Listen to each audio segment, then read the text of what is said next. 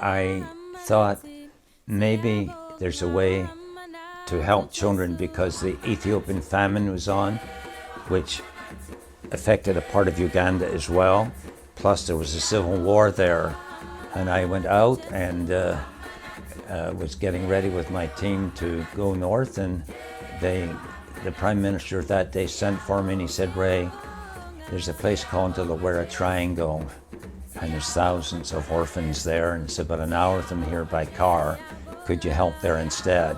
And he said, "Well, what would you do?" And just off the top of my head, I said, maybe something, if we could take an African children's choir and show the Western world the potential and the dignity and the hope of the African child, it would make a big difference. So to just quickly come to the point, that was 1984. Many of them are grown up. They're doctors, they're lawyers, they're teachers.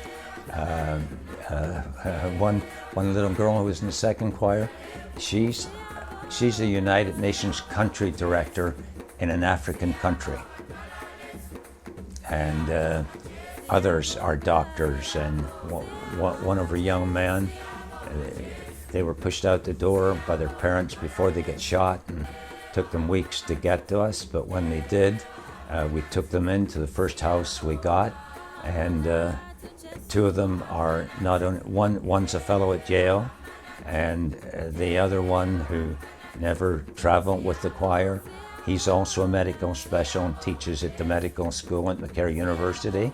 And the third one's one of Uganda and East Africa's leading civil engineers. So these children, each choir becomes its own family. And the aunties and uncles, we call them aunties and uncles, who travel with them, they become like parents. And that choir each choir is its own family. And it took all kinds of obstacles. Imagine in the middle of a civil war, how would you get visas? How would you get passports? But of course the Prime Minister said, "Ray, I'll help you with the passports if you do the visas." And here we are, 1984, 30 some years further on. They're growing up, they're doing great work themselves in Africa.